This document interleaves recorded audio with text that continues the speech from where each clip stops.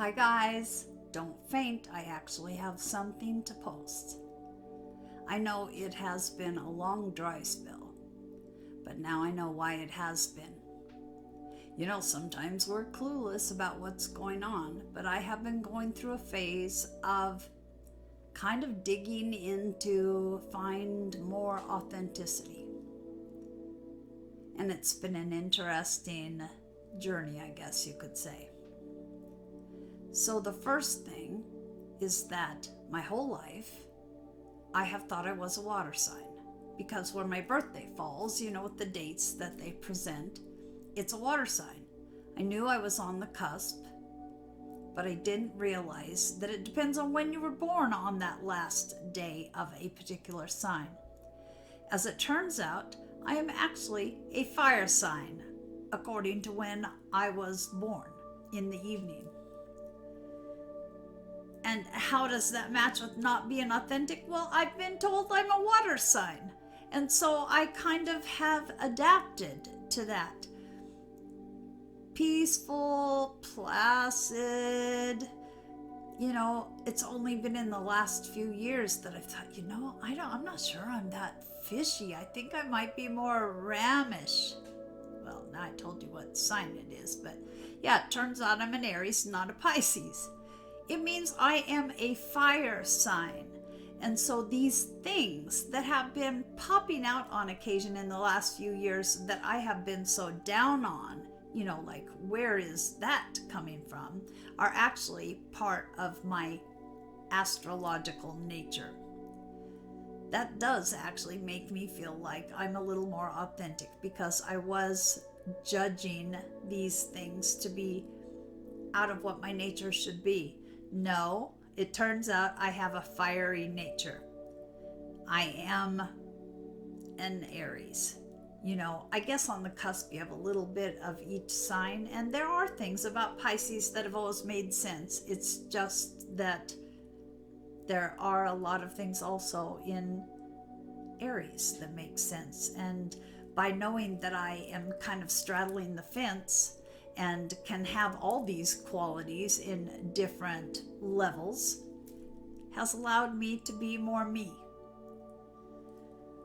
Now, the other thing that I've been discovering, and you guys know, if this doesn't resonate with you, you don't have to watch it. I just share this stuff in case what took me 20 steps might only take you 15 if there's one little piece of something or other that can help you if you go through the same thing.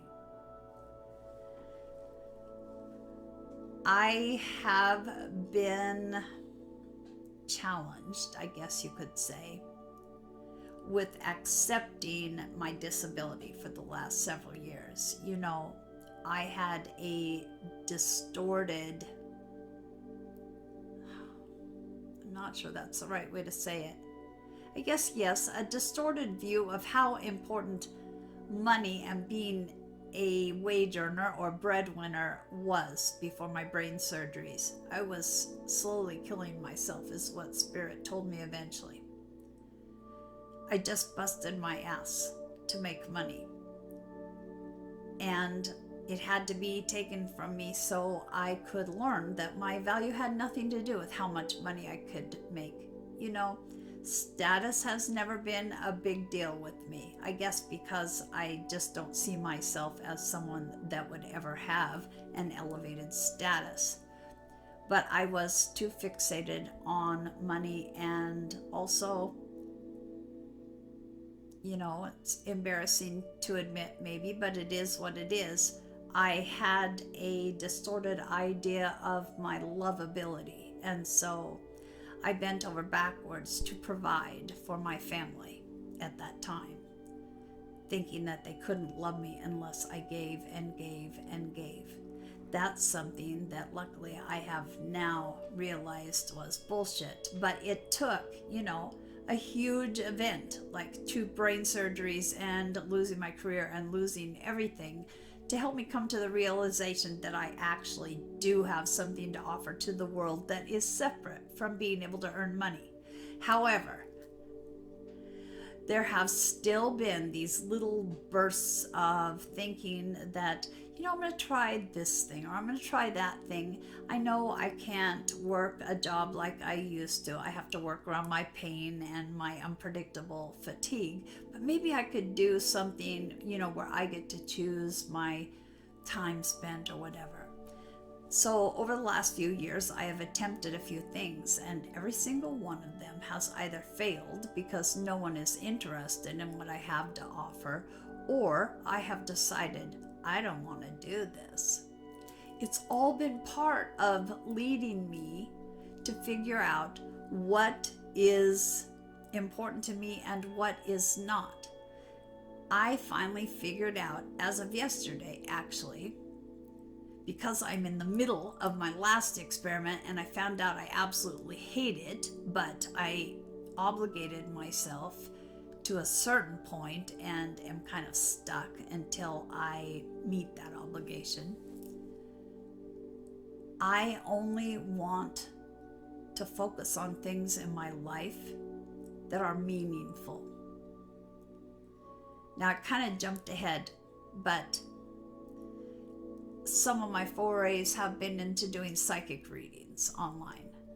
Well, you get a couple minutes for most people because they're just using what they get for free.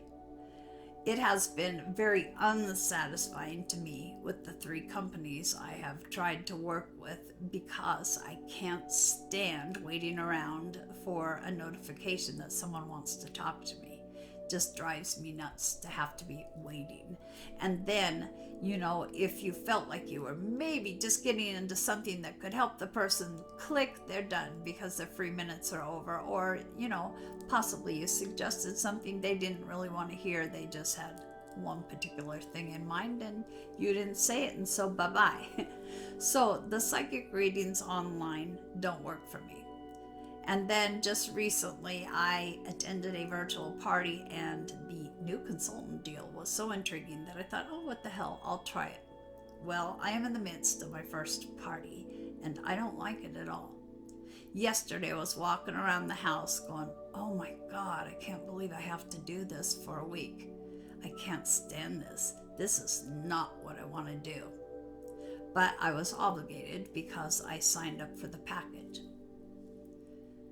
So I'm stepping into the shower finally yesterday, just grumbling about everything and thinking, I hate this, I really hate this. And then the truth pops out of my mouth. I don't want to do anything that isn't meaningful. It's important to me to have meaningful interaction, meaningful connections, just doing things that mean something to me instead of something I feel like I have to or that I'm obligated to do. Aha! I had never thought of it that way, why these things were not working out for me. They didn't resonate with what my soul is craving, which is meaningful connection, meaningful projects. My soul has been like, what the hell are you doing trying yet another thing where you can't connect with someone legitimately? That's what was happening. And so I realized yesterday that if I don't focus on things that are actually meaningful to me, I'm not going to be successful or enjoying myself.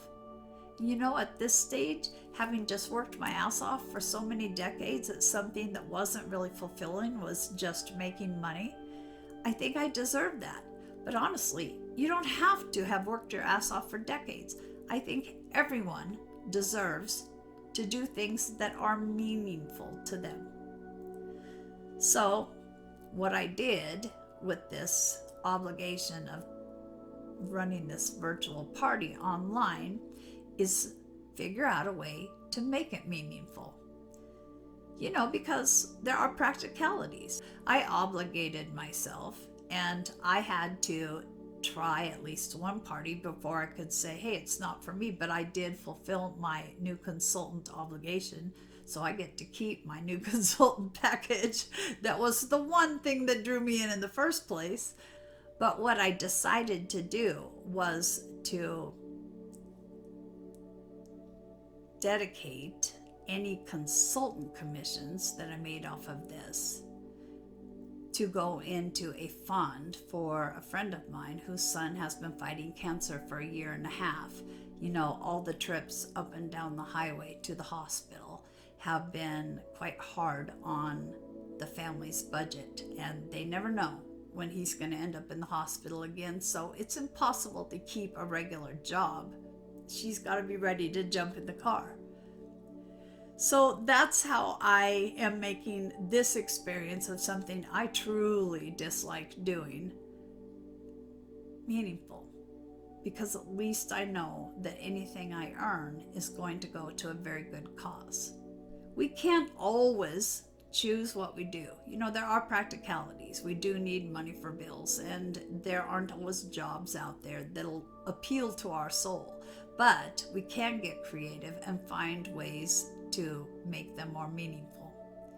I can't tell you what that would be for you, but I mean, this applies to jobs, this applies to friendships, this applies to loverships, this applies to hobbies. You know, if it doesn't mean something to you, either don't do it, get yourself out of it, or find a way to make it more meaningful. Because, you know, say if you have a friendship and it just isn't feeling like a good fit anymore, you could try to suggest something to your friend of a different way that the two of you could relate, but it could be that you're just going to have to part ways. If you're stuck in a relationship where you're waking up every morning feeling like you're in prison and you're just miserable, most likely you're not going to be able to come up with something to make it meaningful. There's a point that the love dies and you are just, you know,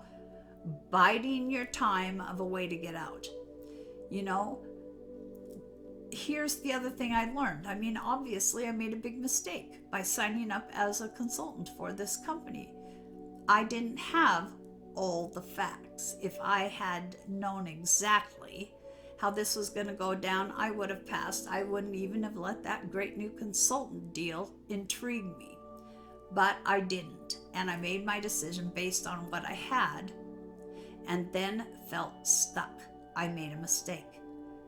We don't have to let mistakes require the penance of a lifetime. All we have to do is admit, this was a mistake. This isn't what I thought it was. You aren't who I thought you were. When I committed, I thought this was something else. Or when I committed, you showed a whole different side to me than what I see now before me. You know, sometimes we make mistakes. Sometimes our judgment isn't great. We don't have to pay the price forever.